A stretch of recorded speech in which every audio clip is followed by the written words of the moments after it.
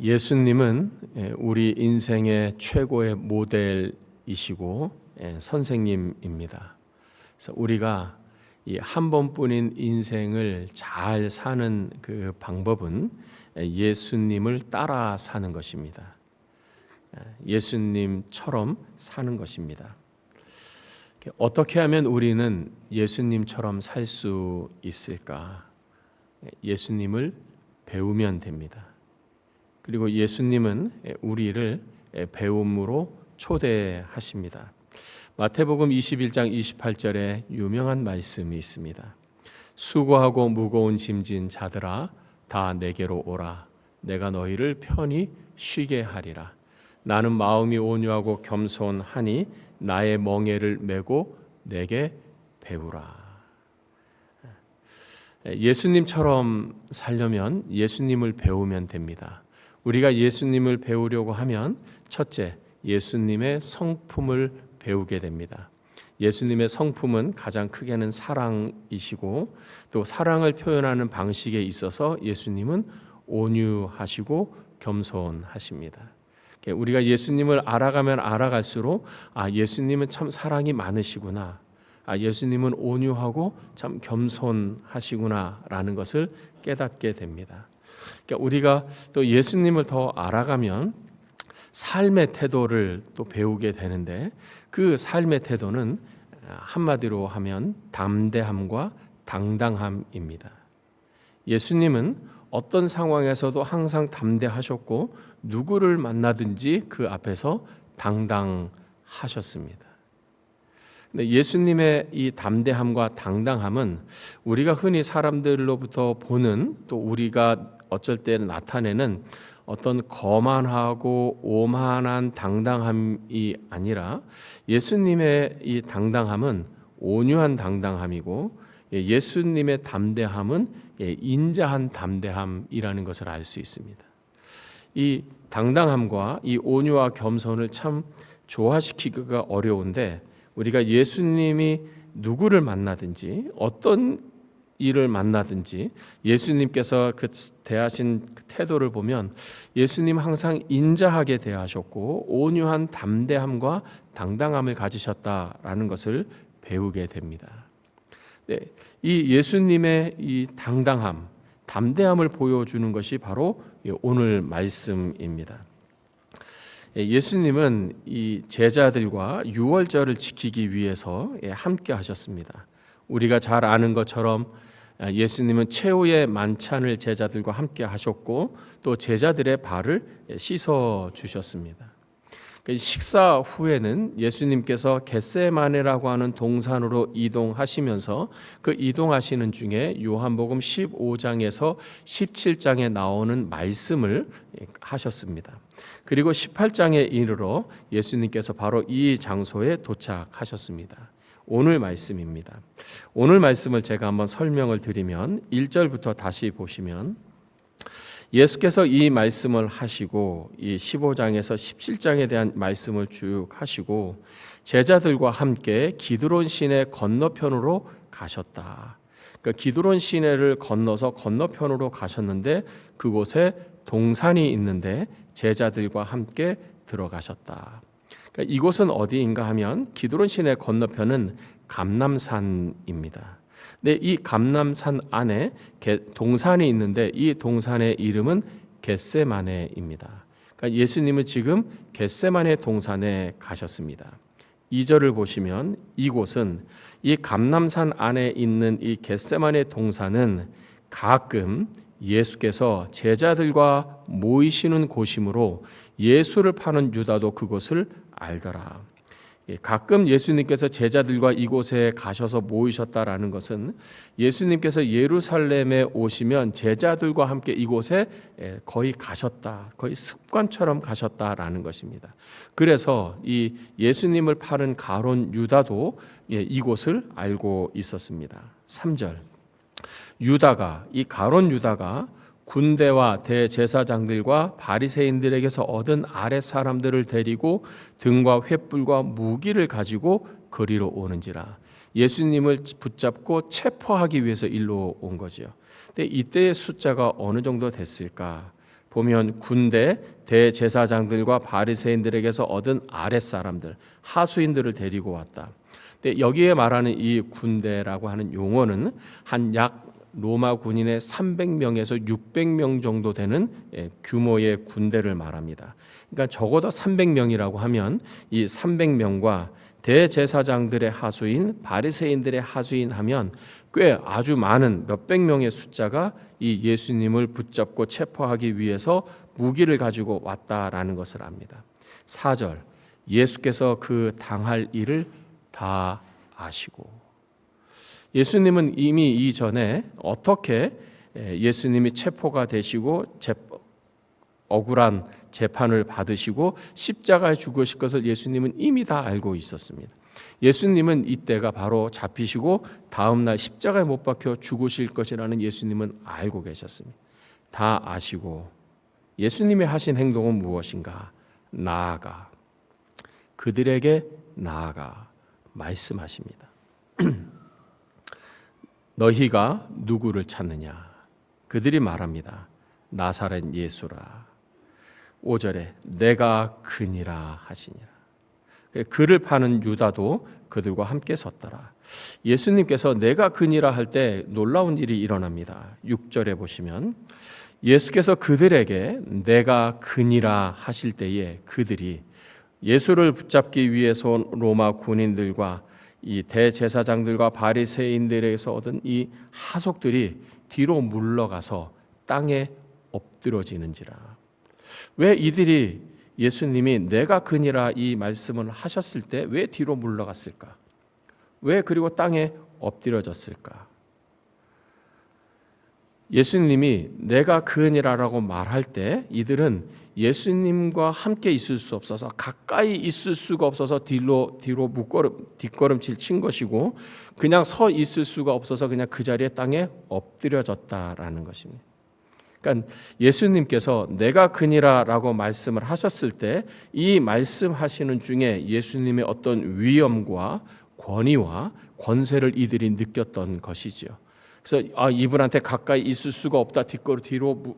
뒷걸음질 친 것이고 서 있을 수가 없어서 그들이 엎드려졌다. 예수님의 어떤 위엄과 권위로부터 나오는 이 담대함, 당당함 때문에 이들이 예수님으로부터 뒤떨어져서 자기의 의사와 상관없이 예수님 앞에 엎드리고 무릎을 엎드렸다라는 것입니다. 두려움과 경외하는 자세를 가진 것입니다. 그러니까 예수님은 이 모든 일이 될 것을 다 아시고 숨으신 것도 아니고 소극적으로 행동을 취하신 것도 아니고 그들 앞에 나아가서 누구를 찾느냐? 내가 그니라 라고 예수님은 담대하게 당당하게 말씀하셨다라는 것입니다. 이후에 대제사장 안나스 앞에서 부당한 심판을 받으실 때에도 예수님은 당당하셨고 총독인 본디오 빌라도 앞에서도 예수님은 당당하게 본인의 것을 다 말씀을 하셨다. 오히려 예수님의 당당함 때문에 이 본디오 빌라도가 당황했다라는 것을 우리는 읽을 수 있습니다. 예수님은 누구든 만나든 어떤 권위자를 만나든 어떤 어렵고 힘든 상황을 만나든 항상 담대하셨고 당당하셨다라는 것입니다. 우리가 생각해 볼 것은 그러면 무엇이 예수님으로 하여금 이렇게 담대하고 당당하게 행하게 하셨을까? 무엇이었을까? 성경을 통해서 우리는 세 가지를 찾을 수 있습니다. 첫째는 예수님이 하나님의 아들이셨기 때문입니다. 하나님의 아들이시라는 것은 요한복음 1장에서부터 계속 일관되게 예수님에 대해서 가르쳐 주는 메시지가 있는데 그것은 바로 영광입니다. 예수님은 하나님의 아들로서 영광이 있으셨습니다. 광채가 있으셨던 거죠. 뿐만 아니라 예수님은 은혜가 있었습니다. 그 은혜는 가벼운 은혜가 아니라 무거운 은혜였어요. 또 예수님은 능력이 있으셨습니다.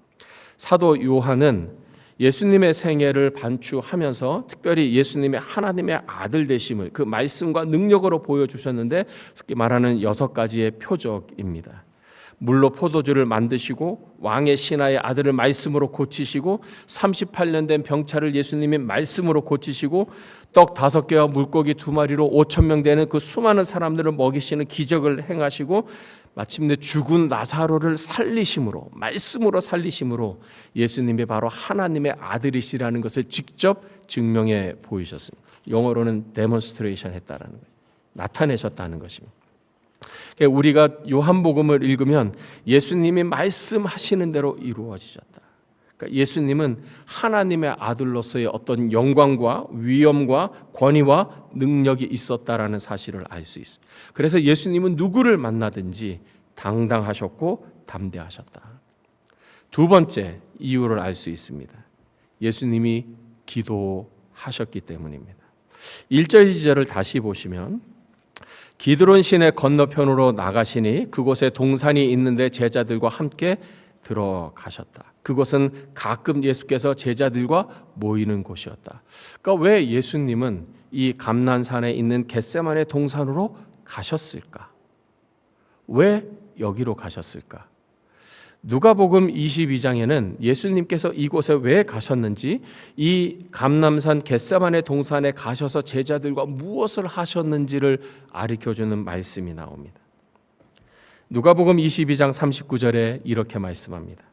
예수께서 나가사 습관을 따라 감람산에 가시매 제자들도 따라갔더니 그곳에 이르러 그들에게 이르시되 유혹에 빠지지 않게 기도하라 하시고 그들을 떠나 돌 던질 만큼 가서 무릎을 꿇고 기도하여. 예수님은 왜 이 겟세마네 동산에 가셨는가? 기도하시기 위해서. 예수님은 왜 거의 습관적으로 예루살렘에 오시고 거하실 때마다 이곳에 가셨는가? 기도하시기 위해서. 요한복음에는 나와 있지 않지만 예수님께서 가신 이 목적이 바로 제자들과 함께 기도하기 위해서라는 사실을 알 수 있습니다. 그럼 예수님은 이곳에서 어떤 기도를 드리셨는가? 그러니까 유명한 예수님의 기도가 이곳에서 드려집니다. 아버지여, 만일 아버지의 뜻이거든 이 잔을 내게서 옮기시옵소서. 그러나 내 원대로 마시옵고 아버지의 원대로 되기를 원하나이다. 예수님께서 기도를 하신 그 기도의 뜻은, 기도 내용은 만일 아버지의 뜻이거든 이 잔을 내게서 옮기시옵소서. 여기서 이 잔이란 십자가의 죽음을 의미합니다. 이 잔을 내게서 옮기시옵소서. 즉 예수님의 기도는 아버지는 가능하시오니 이 잔을, 이 십자가의 죽음을 내게 옮겨 주시옵소서. 내가 이 십자가의 죽음을 죽지 않게 해 주시옵소서. 그러나 내 원대로 마시옵고 아버지의 원대로 되기를 원하나이다. 여러분, 질문이 하나 생깁니다. 그러면 이때까지 예수님이 이 기도를 드리실 때까지 예수님은 당신이 십자가에 못 박혀 죽으신다는 사실을 모르셨는가? 이것이 하나님의 뜻인지를 모르는 것인가? 하나님의 뜻이 십자가에 못 박혀 죽는 것인지 아닌지 몰랐기 때문에 그 하나님의 뜻을 구하기 위해서 이 기도를 하셨는가? 우리가 요한복음의 이 앞부분을 계속해서 읽어보면 예수님은 이미 당신이 십자가에 못 박혀 죽을 운명이라는 것을 알고 있었어요. 그것이 바로 하나님의 뜻이라는 것을 알고 있었습니다. 요한복음 3장 16절 우리가 잘 아는 그 구절과 관련돼서 예수님은 이렇게 말씀합니다. 모세가 뱀을 든 것 같이 인자도 들려야 하리니, 모세가 노수로 뱀을 만들어서 높이, 장대에 높이 달았을 때 사람들이 그것을 보고 살아났던 것처럼 내가 이 마치 롯뱀처럼 높은 곳에 올려 들려야 하니니 그 십자가에 죽어야 되리니. 예수님은 이미 요한복음 3장에서부터 십자가에 죽으실 것을 아셨습니다. 한 알의 밀이 땅에 떨어져 죽으면 한 알 그대로 있고 죽지 아니하면 한 알 그대로 있고 죽으면 많은 열매를 맺느니라. 예수님이 죽음이 어떠한지를, 죽음의 의미, 죽음의 효과가 어떤지를 예수님은 이미 알고 계셨던 것입니다.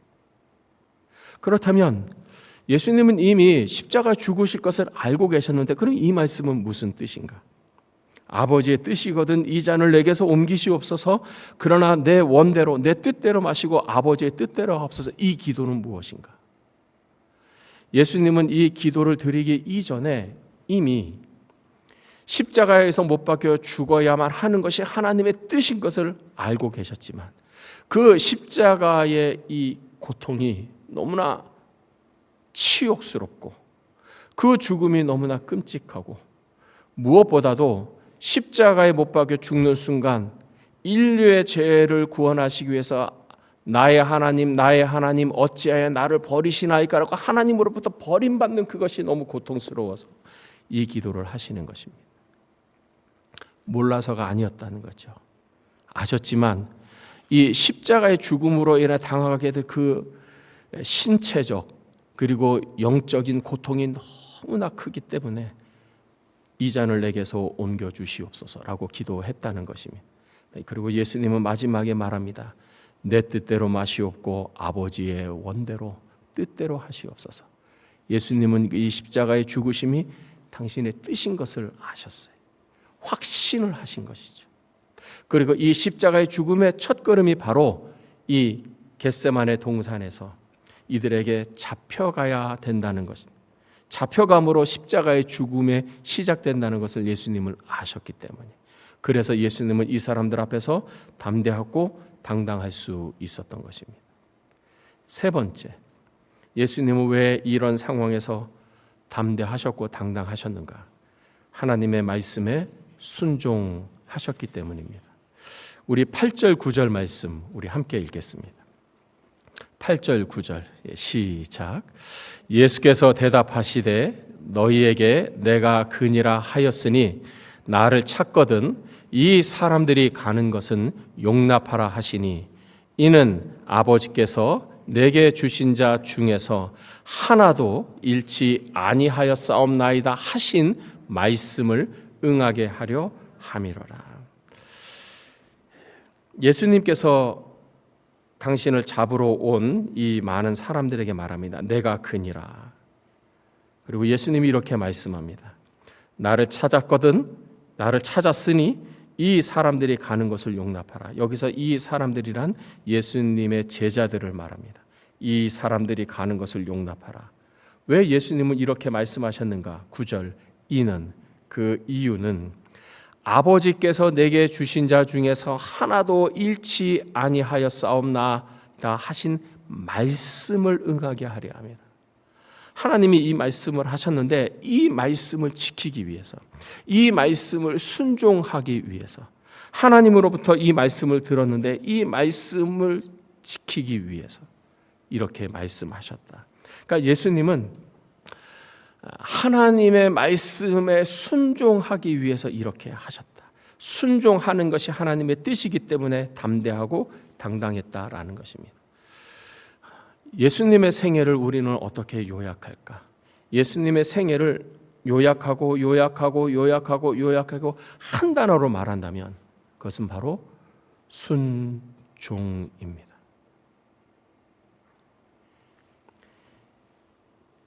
예수님은 하나님의 말씀에 순종하여 베들레헴의 구유에 오셨습니다.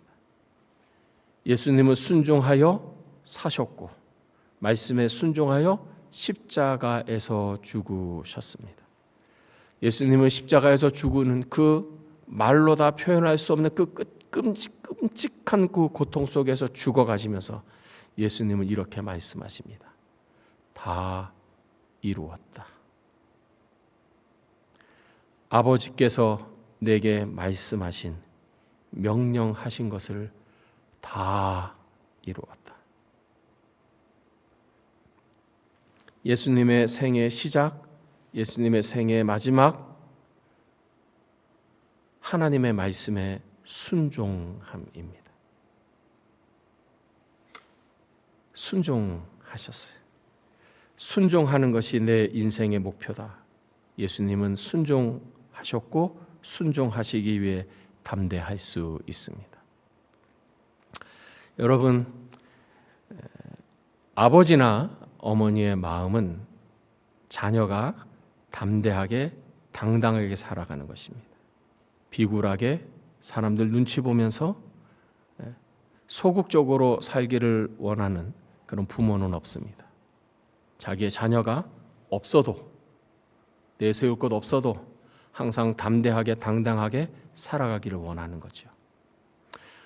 하나님도 우리에게 그런 마음을 갖고 계십니다. 우리가 담대하게 당당하게 살기를 원하십니다. 그렇다면 우리는 어떻게 예수님처럼 당당하게 살아갈 수 있을까? 첫째, 내가 하나님의 자녀임을 명심하십시오. 당신은 누구입니까? 저는 하나님의 자녀입니다. 저는 하나님의 아들이고 저는 하나님의 딸입니다. 우리는 어떻게 하나님의 자녀가 되었습니까? 성경은 우리에게 가르쳐 줍니다. 은혜로. 하나님의 은혜로. 하나님의 은혜는 무엇입니까? 선물로, 공짜로. 기독교에 심취하셨다가 기독교로 개종하신 분이 있습니다. 그분이 이런 말을 이야기해요. 자기가 불교에 있었을 때는 참 무거웠는데 기독교에 오니까 참 가볍다, 그 말을 해요. 놀라운 통찰입니다. 불교는 무겁습니다. 왜냐하면 구원을 얻기 위해서는 내가 노력해야 돼요. 불교뿐만 아니라 다른 종교도 마찬가지입니다. 종교적 수행을 해야 됩니다. 내가 더 죄를 짓지 않고 애를 써야 합니다. 의롭고 선해져야 합니다. 계속 내가 뭔가를 해야 합니다. 이것이 비교 종교학에서는 아래로부터의 종교입니다. 나로부터 시작해서 내가 계속 무엇인가를 해야 구원을 얻는다는 거죠. 그러니 무거울 수밖에 없습니다. 이것을 했는데 이것이 부족해요. 이것을 했더니 이것이 부족해요. 그러니 무거울 수밖에 없는 것이죠. 반면에 기독교는 비교 종교학으로 말하면 위로부터의 종교입니다. 하나님께서 우리 구원을 이루기 위해 하나님이 일을 행하셨습니다. 불교는 내가 무엇을 해야 하지만 기독교는 나의 구원을 위해 하나님이 하셨다. He have done already. 하나님이 나의 구원을 위해 다 하셨다. 그러니까 우리가 하는 것은 믿는 것뿐입니다. 그러니 기독교는 가벼운 것입니다. 우리가 하나님의 자녀가 되었습니다. 어떻게요? 은혜로, 선물로, 공짜로. 하나님께서 우리를 자녀 삼으시기 위해 하신 일이 무엇입니까? 성경에는 크게 두 가지를 우리에게 말씀합니다. 첫 번째, 우리를 선택하셨다. 내가 선택한 것 같지만 하나님이 우리를 먼저 선택하셨어요. 하나님이 우리를 택하셨습니다. 로마서나 고린도서를 보면 성도들을 말할 때 하나님의 택하심을 받았다. 여러분, 우리가 하나님의 자녀로 선택을 받았어요. 두 번째, 부르심입니다. 하나님이 우리를 부르셨어요. 우리가 하나님의 이름을 부르기 전에 하나님께서 먼저 우리의 이름을 부르시고 우리를 이끄셨어요. 그래서 우리는 하나님의 딸, 하나님의 아들이 되었습니다. 우리가 어떻게 하나님의 아들과 딸이 되었습니까? 하나님께서 우리를 선택하셨고 우리를 부르셨기 때문에. 그러면 하나님은 당신의 자녀들에게 어떻게 대하십니까? 성경이 일관되게 우리에게 가르쳐주는 메시지이죠. 내가 결코 너를 버리지 아니하고 결코 너를 떠나지 아니하리라. 이 말은 하나님이 끝까지 당신의 자녀들인 우리들을 책임져 주신다는 것입니다. 빌립보서 1장 6절에 이렇게 말씀합니다. 너희 안에서 착한 일을 시작하신 이가 그리스도 예수의 날까지 이루실 줄을 우리는 확신하노라. 우리 안에서 하나님이 착한 일을 시작하셨어요. 우리를 구원하시는 착한 일을 시작하셨어요. 우리를 하나님의 자녀 삼으시는 착한 일을 하나님이 우리 안에서 시작하셨어요. 그 이후에 하나님은 우리를 내버려 두는가? 너 인생 내가 살아라 하고 우리를 방관하시는가? 하나님은 그러지 않아요. 그리스도 예수의 날까지 이루실 줄을, 그 하나님이 만드시고 시작하신 그 일을 이루실 줄을 우리는 확신하노라. 그러므로 우리의 인생은 내가 만들어가는 것이 아니라 사실은 이끌림을 받는 것이에요. 우리가 성경을 읽어보면 주어가 하나님인 경우가 아주 많아요. 내가 하나님이 하시는 거예요. 하나님이 우리를 이끄시고 하나님이 우리를 보호하시고 하나님이 우리에게 필요한 것들을 공급해 주시는 거지. 우리는 수동태입니다. 영어로는 divine passive, 신적 수동태예요. 하나님이 우리를 이끄시는 것입니다. 그러므로 하나님의 딸이요 아들인 여러분, 담대하십시오. 당당하십시오. 예상치 못한 어려움과 문제가 생겼더라도 주눅들지 마십시오. 하나님 아버지는 여러분의 그것을 기대하지 않습니다. 여러분이 하나님의 딸이고 하나님의 아들이라는 사실을 기억하십시오. 두 번째, 우리는 어떻게 담대하고 당당할 수 있는가? 말씀과 함께 생활하십시오. 예수님이 하나님의 말씀에 순종하셨어요. 여러분, 말씀과 함께하면 담대해집니다. 여호수아 1장 8절 9절에 이렇게 말씀합니다. 이 율법책을 내 입에서 떠나지 말게 하며 주야로 그것을 묵상하여 그 안에 기록된 대로 다 지켜 행하라. 그리하면 내 길이 평탄하게 될 것이며 내가 형통하리라. 내가 내게 명령한 것이 아니냐. 강하고 담대하라. 두려워하지 말며 놀라지 말라. 내가 어디로 가든지 내 하나님 여호와가 너와 함께 하느니라. 하나님이 우리와 함께 하십니다. 하나님이 우리와 함께 하시는데 우리가 하나님과 함께 할 수 있는 방법은 무엇입니까?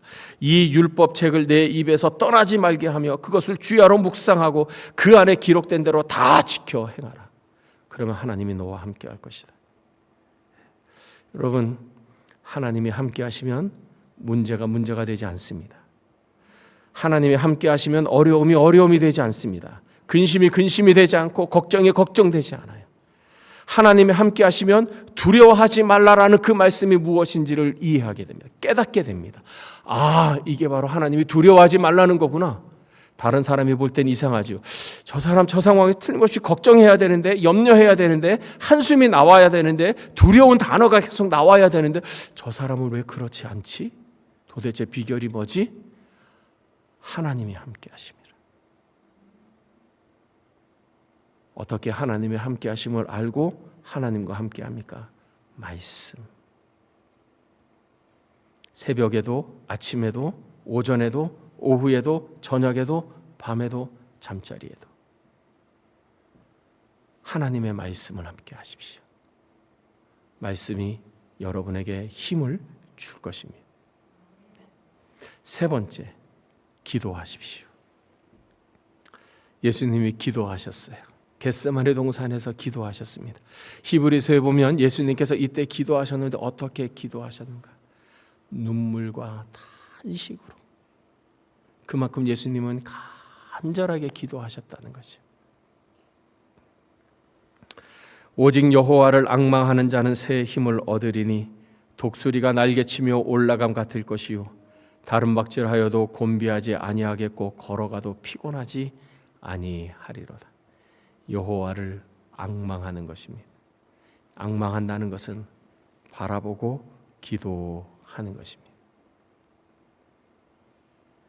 예수님께서 겟세마네 동산에서 기도했을 때 어떤 일이 일어났는가? 누가복음에 보면 천사가 하늘로부터 예수께 나타나 힘을 더하더라. 하나님께서 천사를 보내셔서 예수님께 힘을 더해 주신 것이죠. 두려운 상황 앞에서 당당할 수 있는 힘. 죽을 위험 앞에서도 담대할 수 있는 힘을 주셨습니다. 요한복음 16장 33절에서 예수님께서 우리에게 이렇게 말씀하십니다. 세상에서는 너희가 환난을 당하나 담대하라. 내가 세상을 이기었노라. 담대하라. 내가 세상을 이기었노라. 예수님의 보혈로 구원받은 하나님의 자녀인 사랑하는 성도 여러분, 두려워하지 마십시오. 염려하지 마십시오. 강하고 담대하십시오. 여러분의 인생은 전능하신 하나님의 손 안에 있습니다. 하나님이 여러분을 책임지시고 인도해 주실 것입니다. 기도하겠습니다.